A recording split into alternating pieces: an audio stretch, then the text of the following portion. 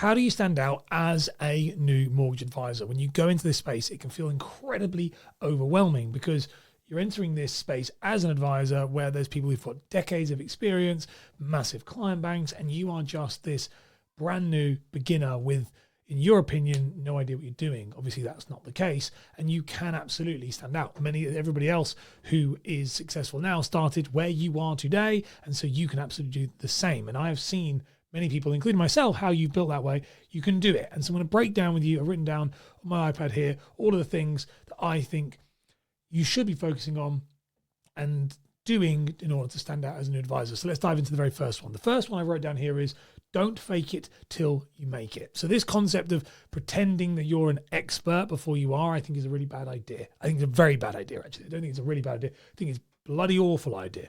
And it's very much from the old kind of, when I worked at Connell's, there was a guy that was working there who actually owned one of the firms there. He'd been bought out by Connell's. And his whole thing was like, fake it till you make it all the time. Just constantly, you're the expert, you're the expert, you're the expert. And there's an element to it of, yes, you are the expert because people are coming to you as an expert, but pretending you've done something when you haven't, I think is a bad idea. Now, when it comes to fake it till you make it, it doesn't mean you then walk in and go, hey, by the way, I'm a complete beginner, I don't know what I'm doing. You don't do that. What you need to do when it comes to the whole fake it till you make it is just draw attention to the things that you're good at and not draw attention to the things you are not good at. So if you have no experience in mortgages at all, don't be like, I don't know anything about this at all. You don't have to bring it up. If they ask, then be honest. But if they don't ask, don't. Which brings me to my second point I wrote down, which is focus on what you're good at. So when you come into this, you're going to have some sort of skill or trait that you have already got in order to get into it in the first place. For example, with me, I was an estate agent before I was a mortgage advisor. I also was knocking my mouse everywhere. Before that, I was in performing arts. And so as a career. And so I was very good at talking. I was very good at presenting. And I had quite a deep knowledge of the property process, the property purchasing process. I was an estate agent. I was a negotiator. I was a lister. I done a lot of stuff within the industry. And so I'd done some land, new homes, things like that. And so because of that, I could lean on that heavily for that first 12 months. I lent on the fact that I knew that stuff. I drew attention to the fact I knew that stuff. I drew attention to the fact that I'd helped people buy houses before, sell houses before. That is what I did. And I built a name for myself as being the mortgage advisor who knew that stuff. Now, did my competitors know that stuff? Probably yes. But I drew attention to it and made it a big cornerstone of whatever it is, cornerstone of what it is I do. And I think that's something you should do. If you have sales background, lean on that. If you have customer service background, lean on that. If you've got some form of technical background, maybe a compliance background, lean on that. You're going to stand out for being really great at that one thing. But the most important bit is drawing attention to it, making sure that you're doing a bit of an illusion, like a bait and switch. This is what I want you to look at. I'm very good at this. Don't look at the fact that I'm checking everything with the help desk every single time I need to ask them a question. That's fine. Which then brings me on to my next point, which is that most people just suck at the job. Okay, most people suck at the job. Most good people suck. They just don't do a good job. They're unresponsive. They say they're going to do something. They don't do it. And so if you want to stand out, just be good. Be responsive. Be good customer service. Treat people as they would like to be treated or as you would like to be treated.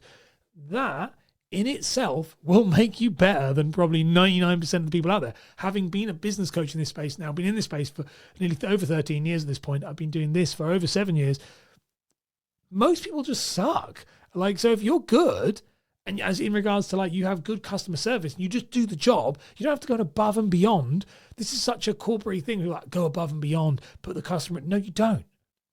If I want someone to do my mortgage, do my mortgage. I don't need you to be my friend. I don't need you to come and walk my dog. I don't need you to send me flowers when I move in. Just give me a really responsive service and get me the thing I asked you to do, which is a mortgage. And if you do that, by the way, which you absolutely can, you will easily start to beat people. This is one of the things I did when I first started, was realized how bad most people are. And interestingly, the more people do it, usually the worse they get, because the lazier they get, because they have a client bank that will rely on them and they're okay and sort of. So you don't want to do that. If you can take advantage of the fact that they are being lazy, they're not very good, you will thrive. Okay. Which then brings me on to my main point, I think, within this, which is, as well as all other stuff, the idea of how to stand out, consistent content. Post content everywhere. You need to be on social media. You need to be sponsoring local fates, local sporting teams, local events, everything. But constant online and offline content everywhere. Be omnipresent, all-seeing, all the time. The more you're more visible, the much quicker you're going to stand out. It's this idea, and I love this saying that's been going for me for years. It was one of the things that helped me when I first started out. Visibility is more important than ability. If you are more visible, you will win. Period. Matter of fact, if you are more visible and you deliver a good service of like you just say you do what you say you're going to do, truthfully, you'll win. You'll stand out. I think a lot of the time it's our imposter syndrome that's keeping that at bay. So that's what you need to do. Get on content, start making loads of content, be consistent, just lean on the stuff that you know you're doing well. Don't draw attention to stuff you don't know, but also don't fake and pretend that you're great at what you do, because chances are you're probably not. Okay. Now, the next thing you probably want to think about is how you get your first client as a mortgage advisor, because that's the big one. The first client signifies what you do and how successful you're going to be, and the fact that gives you confidence, really. You know, when you get that first client, you're like, finally, someone's paid me. And that's what I broke down in this video on screen. I'll put it up on screen for you now. Check that one out. It goes down there in a lot more detail. If you've got any questions, chuck them in the comments.